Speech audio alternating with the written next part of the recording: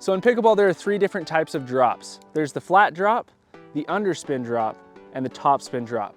Learning how to hit all 3 of these drops won't only make you a more difficult opponent to play against, but it'll also make you a more consistent opponent to play against. So if you want to learn these drops, you've come to the right place. Let's open the playbook. And if you want to practice each of these drops, the best thing to do is to get yourself a ball machine. Use whatever ball machine you want. I personally use the Titan ball machine because it has built-in drills that make it super convenient. I can just get on the court, click play on my app, and it starts doing the exact drill that I want to do. I don't have to worry about making my own drills. I can just simply upload hundreds of different drills that they've already created for me.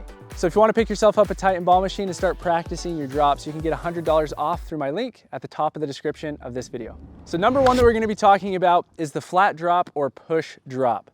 For this drop in specific, we're going to be talking about the forehand side, and then we're going to be talking about how to do it on the backhand side.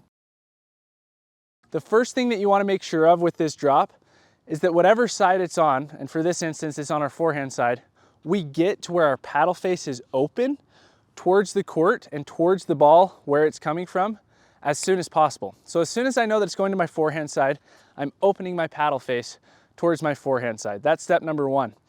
After that, I'm making sure that I'm not loading backwards and adding on to the motion. So what that would look like from your guys' angle is I'm not coming back here and then swinging forwards. Everything stays out in front of me throughout the entire motion. I open, and it stays out in front of me. Open, stays out in front of me. I'm not doing this. Adding that little bit on is gonna mess with your timing. It's gonna add in wrist. You're gonna pop up the ball time and time again. You're gonna get way too much power on the ball that you don't need. More is less in pickleball, so just keep it as simple as possible. So I'm open towards where I wanna go. I know it's coming to my forehand side. It's out in front of me. And then all I'm simply going to do is hit through the ball. I know it's called a push dink or a flat dink, but we're not pushing the ball. Pushing means we're decelerating and we're trying to will that ball in, right? We have a lot of pressure to try and keep it in, we stiffen up. With this, we're staying relaxed and we're hitting through contact. I'm making contact just in front of myself, just in front of my dominant knee on my dominant side, and I'm pushing through that contact point, and I'm finishing by pointing this inside edge of my paddle towards where I want to go. If I want to go cross court, I finish by pointing it towards cross court, push. If I'm going straight up the line, I finish by pointing it straight up the line. But notice how I'm accelerating, I'm not decelerating. That's the most important part because I see so many players do this as they hit through the shot. They think that a push dink means that we want to will it to go in, when really we just need to be confident and push through contact with the ball. Now with pushing through, there's a couple of things to focus on.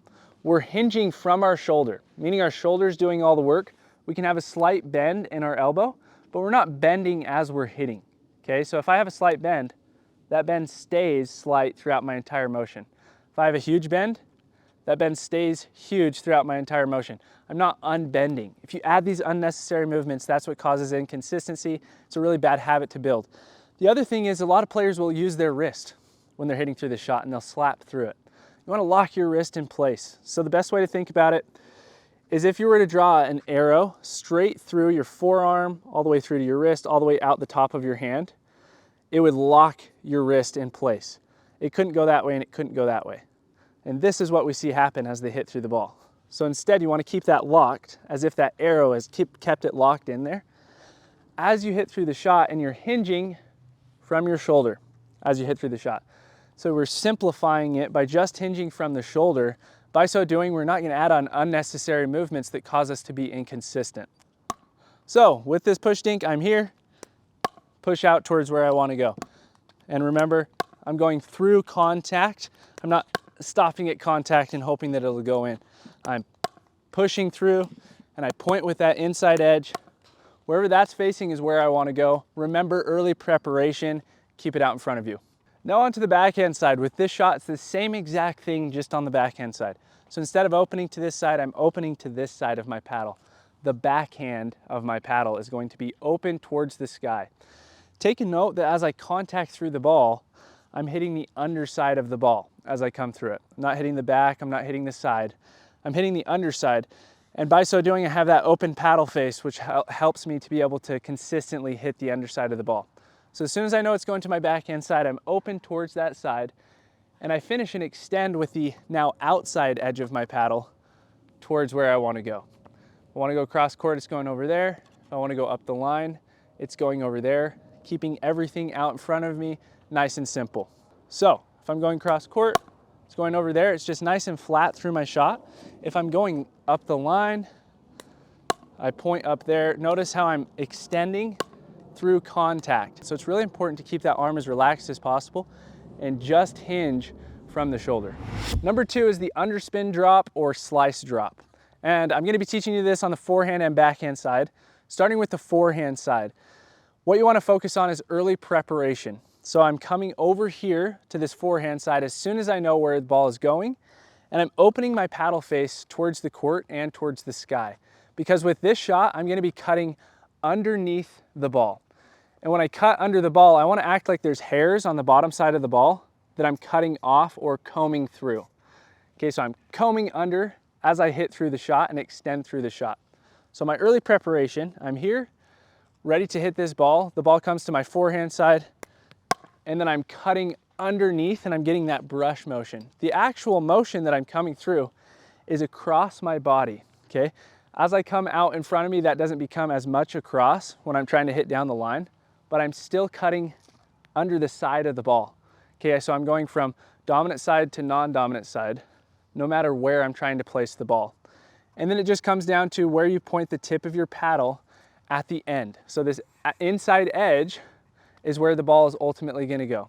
If the ball's going up the line, that's where it's gonna go. If the ball's going cross court, that's where it's gonna go. And I'm focusing on cutting, okay? Cutting through the shot. The more cut that I can get on that shot, the more spin that it will produce and skid at my opponents. This is why this is such a beneficial drop, is because when it lands, it automatically puts your opponents in defense because the ball stays low and it has that spin that just kind of skids and doesn't really come off of the ground very high. So right here, early preparation, extend towards wherever it is that I want to go. So it's the same exact thing with the backhand side. I'm opening the back of my hand upwards towards the sky, as well as towards where I want to go. So I'm here as soon as I know it's going to my backhand side. I'm keeping it out in front of my knee. I'm not letting it go behind here. That's way too big of a motion. And then I'm cutting underneath the ball and I'm cutting through contact. And I'm going from my non-dominant side to finishing on my dominant side. Paddle starts here, finishes over here. As it goes low to high and cuts underneath that ball. Remember, we're trying to brush the hairs off of the ball. If there were hair on the bottom, I totally cut that hair off as I extend through the shot. So I'm here and I cut. Okay, I notice that goes a little high. Now I go a little bit, I don't go as high upwards. So if you ever notice that your drops are going further than they should, particularly your flat drops or your slice drops, you just don't come up as far. Remember, you're still accelerating through the ball, but you don't have to come all the way up to here, okay? Maybe where you're standing on the baseline, it only needs you to come to about here as you extend through the shot. So watch the difference. If I come all the way up to here, obviously it's gonna go that far. And if I go to here, I tried to hit that, well, it did hit the net. Tried to hit that into the net. If I finish here, it's gonna go in the net. And then if I get that perfect in between, boom, it lands in the kitchen. So now I need to practice extending to that same exact spot every single time. So keep in mind, I don't have any pace coming at me. So that's why it's great to use a ball machine or another person to actually hit the ball to you so that it's coming with real player pace so that you can actually practice the correct motion. Because just hitting these drop shots is really, really good to practice, right? And start out with and build a foundation. But then you want to start getting speed at you, and then you can see how far you can extend in order to get the ball to go where you want it to go. Number 3 is the topspin drop. Now this is the most difficult drop of all 3 of them, but it's also the most effective. Because if you can get this ball to land in and land in consistently, you're consistently going to make your opponents feel pressure. You're going to make them feel like they're going from offense to defense, which is great news for you because then you instantly go into offense. But all that said, it's the hardest to learn and get consistent. So make sure that you know how to hit a flat drop first and then a slice drop. Once you know how to hit those 2, then you can start moving on to a drop like this after you've built that foundation. So we're going to start on the forehand side and then talk about the backhand side. But the first thing that we want to do is early preparation, just like with the previous drops. But with this preparation, I'm bringing both hands over. Okay, so my one hand is holding onto the throat of my paddle. As I come over, notice my paddle face is facing towards my opponents. So as soon as I know it's coming to my forehand side, I'm turning. And the reason that you want to turn and put your front shoulder towards your opponents is because you want to have the coil so that you can uncoil through the shot. That's the way that you're going to create the spin, is through your hips and legs uncoiling and brushing up that ball. So that's why it's a little bit of a different preparation from the previous two drops, is because we need that coil. So I'm here. I face that non-dominant shoulder towards my opponents. And then what I'm going to do next is take this outside edge tip of my paddle and point it towards the ground. Notice how I'm still pointing this shoulder towards my opponents in this position. So I found the ball, point, and then I just finish by windshield wiping up the ball. I take the tip of that paddle from being down to up, and I have a slight outward motion as I'm doing so. So it's going out and up. See, I'm coming out, I'm not just coming up, out and up. You need to have both, because in order for the ball to go back, it needs to go out. In order for you to get top spin, you need to go up. You should have more up than out with this particular shot. And notice I'm getting that brush up the back side of this ball. So right here I'm contacting, but I'm brushing. I'm not hitting through. If I'm hitting through, I'm not gonna get, unless you shank it, I'm not gonna get a ton of top spin on the ball. Okay, it's not gonna bring that ball back down into the kitchen where I want it to. So instead I'm here, brush, up the line, brush. It's this really simple motion. It stays out in front of you. It's not a massive motion. The more that you add on to it, the more complicated it's going to be, and the harder that it's going to be able to keep that ball in consistently. So now onto the backhand topspin drop. For this shot, I have the same early preparation, but instead of my non-dominant shoulder facing forward, like on the forehand side, it's my dominant shoulder is facing towards my opponents. So as soon as I know it's going there, I face it towards my opponents. Paddle is facing towards my opponents as well. I'm here. As soon as that ball drops on the ground, tip down, tip up. And I'm just simply creating that windshield wiper as I move forward into my shot, as I brush up the ball. So I'm here, tip down, tip up. Okay, notice that goes a little bit past the kitchen line. Let's say that. I'm going to aim a little bit more shallow, so I'm not gonna get as much height on the ball. So instead of aiming this high over the net, I'm gonna aim this high over the net. Let's see how that goes. Okay, that was perfect. But if that were to go into the net, then I would say, okay, I need to aim just slightly higher. And then by doing that, I don't have to think about it too much.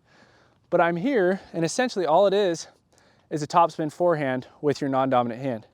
Here, tip down, tip up. And I'm keeping everything out in front of me. Really small motion. I'm not extending all the way over here. And notice how I finish this dominant shoulder. It's pointing towards you in the beginning. And I finish totally flat chested here, meaning that I coiled through the ball and I created all that topspin. If I just stay here, the ball's not going to go the distance you want it to go. First of all, you're not going to have much power. But second of all, you're not going to create nearly as much spin as you possibly could as if you uncoil through that ball. So we're coiled, tip up, tip down, tip up. Remember that windshield wiper motion as you hit through the ball, and shaving the back side of the ball is ultimately what's going to bring it back down into the court. Another great suggestion for both of these on the forehand and the backhand side is to move forward through your shot. That forward movement helps you to be able to bring the ball back down and create more topspin as well. So as I'm hitting it on the backhand side, it's the same exact thing. I'm hitting forward through that shot as I uncoil, moving forward into the net. Hopefully I just put them into defense, and then I can create something from there. So that's exactly how you hit all the drops in pickleball. Make sure to get out there and practice. Get yourself a Titan ball machine if you want a practice partner that's never going to miss. And check out this video right here if you want to continue to improve your pickleball game.